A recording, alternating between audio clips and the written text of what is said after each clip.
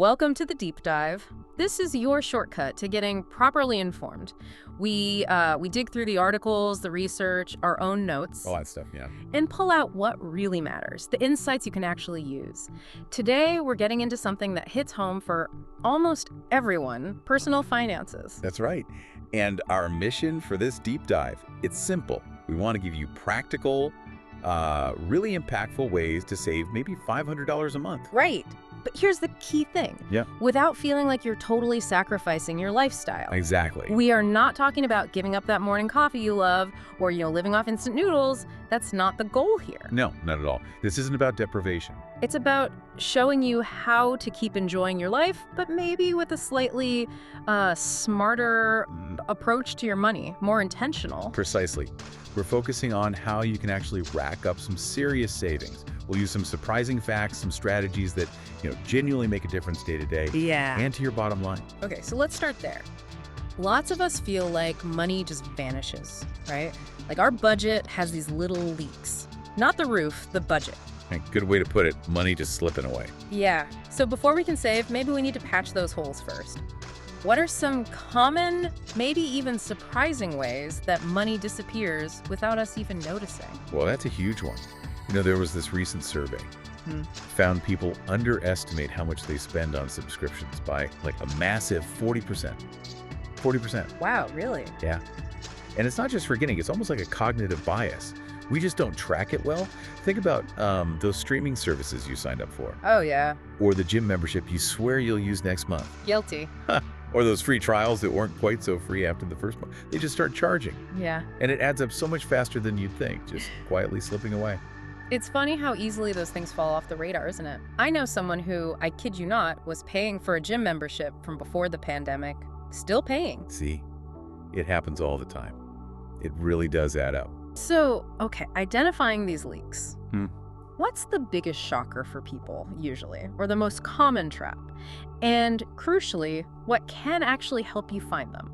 I think it's often just the sheer number of them. How many little subscriptions people have actually collected over time. They look at the list and go, whoa. Right. But the good news is there are tools now, like specifically designed for this. You can use apps, things like Rocket Money or Truebill. Okay, I've heard of those. Yeah, they're like digital assistants. They scan your bank statements, your credit cards, find all those recurring charges. Automatically. And then they help you track them. And you can often cancel the unwanted ones right there in the app.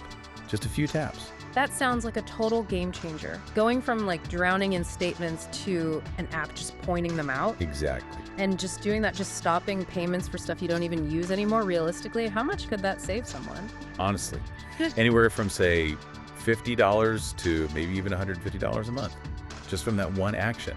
That's significant. And it's money back without changing your actual lifestyle one bit. You're just stopping waste. Precisely.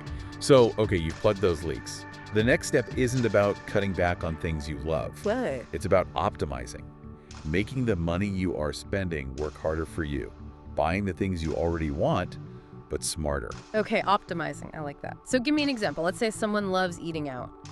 How do they keep doing that, but, make the money go further? Absolutely. It's all about that smart spending shift. Optimization, not reduction, remember. So if you love dining out or maybe shopping online, don't stop. Just leverage some tech. Use cashback apps like Upside Baby for gas and groceries. Right. Or browser extensions, things like Honey or Rakuten. They automatically find coupon codes when you shop online. Or give you a percentage back. Yeah, those pop-ups. I always wonder if they actually work. They really do. And here's where it gets kind of cool. You can often stack these. So you use the cashback app or extension, plus you get your regular credit card rewards on top of that. Wait, really? You can double dip like that? Often, yes. It's like finding free money in a different pocket you didn't realize you had. Okay, that's interesting. Yeah, you could get like 5%, 10%, sometimes even 20% back on stuff you were literally already planning to buy. Yeah. It's making your money work for you, not just flowing out. Keep doing what you love, save money. Got it. Okay, here's another angle. Switching to generic or store brands. Yes. the brand debate. Right. We're talking everyday stuff. Yeah. Paper towels, over-the-counter pain relief, basic pantry items like flour or sugar. Staples, yeah. The surprising thing here, maybe, is that for a lot of these products, the generic is made in the exact same place. Same ingredients, same factory sometimes. It's absolutely true. It's often more about the marketing and the packaging than the actual product quality. So it's perception, mostly. Largely. Blind taste tests. People often can't tell the difference. Sometimes they even prefer the generic. Huh. And the savings there. Oh, easily another $40 to $60 a month. Yeah. Probably more depending on your shopping habits. Yeah. That adds up to hundreds a year. And again, with like zero pain, right? You're just swapping one box for another. Exactly. Yeah. Shifting a habit, not actually giving anything up. Okay, this is all great practical stuff. Now, let's talk about what feels like maybe the biggest hack we found looking into this. Automation. Ah, yes. The silent saver. Huh. Yeah. Exactly. What's the simplest way to set this up so it just works without thinking about it? The core idea is super straightforward. You basically set your bank to automatically move money for you. Oh, Maybe it's, say, $125 every single week from your checking account into a separate savings account. just automatically transfers. Yep. Or another way is to split your direct deposit from work. Mm-hmm. So a certain amount or percentage goes straight into savings before you even see it in your main account. Ah, clever. Pay yourself first, literally. Precisely. And the beauty of it is once you set it up, that's it. You don't have to think about it week after week. It just happens. And that whole out of sight, out of mind thing is really powerful, isn't it? Psychologically. Hugely powerful. Because if you don't see that money sitting in your main checking account, the one you spend from, Right. you just naturally adjust your spending habits around what is there. You don't really feel the pinch, but the savings just quietly pile up. Effortless accumulation. And linking this to the bigger picture, here's a little bonus tip. Ooh, okay. Make sure that savings account you're transferring into is a high-yield savings account. Right, not just the basic one from my main bank. Exactly.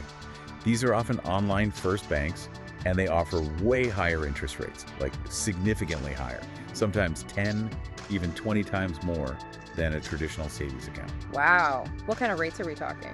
Right now, you should definitely be looking for something offering 4% or maybe even more. Some online banks are hitting that. And that's just interest. Yep. It's essentially free money being added to your savings. Your money making money while you sleep. Can't beat that. Yeah. Okay, this is all making sense. Let's tie it all together now. This deep dive promised the tools, right, to save $500 a month without that feeling of sacrifice. So how does combining these things make that, well, not just possible, but maybe even surprisingly straightforward? It really is more straightforward than people think. We've kind of laid out the roadmap here.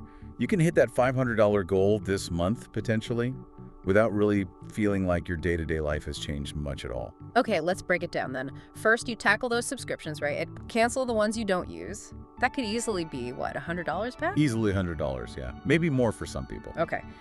Then, the smarter grocery shopping. Switching some brands, going generic on staples, that's maybe another $50. At least $50, a conservative estimate. Right. Then using those cashback apps, the browser extensions for things you're buying anyway. That could realistically bring back another $100 a month if you use them consistently. Okay, $100 there. And eating out, not stopping, but being smarter, maybe finding deals, using specials. You could probably trim $75 there without feeling deprived. Just being a bit more intentional. All right. And then the big one, that automation. Setting up that automatic transfer, $125 a week. That's your $500 a month right there, just from that single move, if you do $125 a week. Yeah. But even if you automate less, it adds up with the others. Let's say you automate $125 a week for this example. Okay, so that's $100 plus $50 plus $75 plus $125 plus you mentioned credit cards. Right. Just quickly reviewing your credit card interest rates. Maybe you can negotiate a lower rate or transfer a balance to a zero interest card. That could easily save you another $50 or more per month in interest charges alone. So add that on. Let's see, 100 on 50, 250, 325, 450, plus 50. That's $500 right there. Exactly. Or even a bit over. Yeah. And look back in the list of your lifestyle. It's absolutely still intact. You haven't given up lattes. You haven't stopped going out. You're just being smarter, more deliberate. That's the core of it. It's not about deprivation at all. It really is about intention, isn't it? Making your money work for you instead of you always feeling like you're just working for your money. Well said. So this whole deep dive then, it's really about giving you knowledge you can actually use today. It wasn't focused on earning more necessarily, Right. but really on making smarter, more deliberate, more intentional moves with the money you already have coming in. And maybe connecting this to the bigger picture, here's something to think about. Okay. How might just shifting your intention, like we talked about, and automating even one small money move each week, Yeah. how might that start to open up totally new financial possibilities, things maybe you haven't even let yourself consider yet? That's a great question to leave people with. It's powerful. So the real question for you listening is, which one? Which of these simple, no-sacrifice strategies are you going to try first? Which one will you implement today to start stacking those savings? We're actually really excited for you to see the difference it can make.